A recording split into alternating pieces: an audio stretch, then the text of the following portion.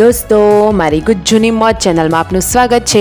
આજના વિડીયોમાં આપણે વાત કરશું કે રાકેશભાઈ અને તેમના મમ્મી પપ્પાને લોકો કોની ખબર કાઢવા ગયા, કયા કયા ગામે ગયા। આજનો તો આખો દિવસ તેઓ ફરવાના છે। કઈ કઈ જગ્યાએ ફરવા જાય છે, તેમના મમ્મીને ભેંસની ચિંતા કેમ થાય છે અને તેમના ફુવા અચાનક કેમ બીમાર થયા, બધું જ જાણવું હોય તો મારા વિડીયોને અંત સુધી જોજો। મારી ચેનલ ઉપર નવા હોય તો ચેનલને સબસ્ક્રાઈબ કરવાનું ભૂલતા નહીં।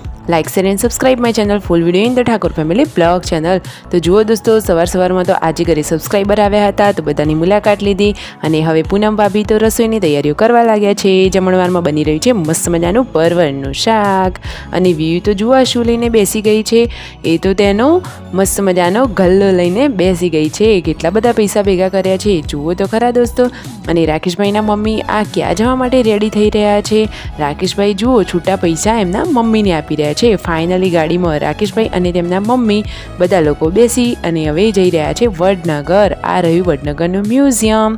દોસ્તો તમે તેની મુલાકાત લીધી અને આ રહ્યું શર્મિષ્ઠા તળાવનો નજારો અને આ રહ્યું તાનારીરી। જુઓ કેટલો સરસ મજાનો નજારો છે। વડનગરમાં ઘણી બધી જોવાલાયક સ્થળો છે। આ તાનારીરીનો ગેટ છે। તમે ક્યારે ગયા છો? હવે ફાઇનલી તેઓ વડનગર રાકેશભાઈના પપ્પાના ફુવાની ખબર કાઢવા માટે હવે જમણવાર ચાલુ થઈ ગયો છે। બધાએ જમી લીધું, પછી બધા મહેમાનો જોડે બેઠા। હવે આ દાદીમા અને બધા લોકો તેમને આવજો જજો કહેવા માટે આવી ગયા।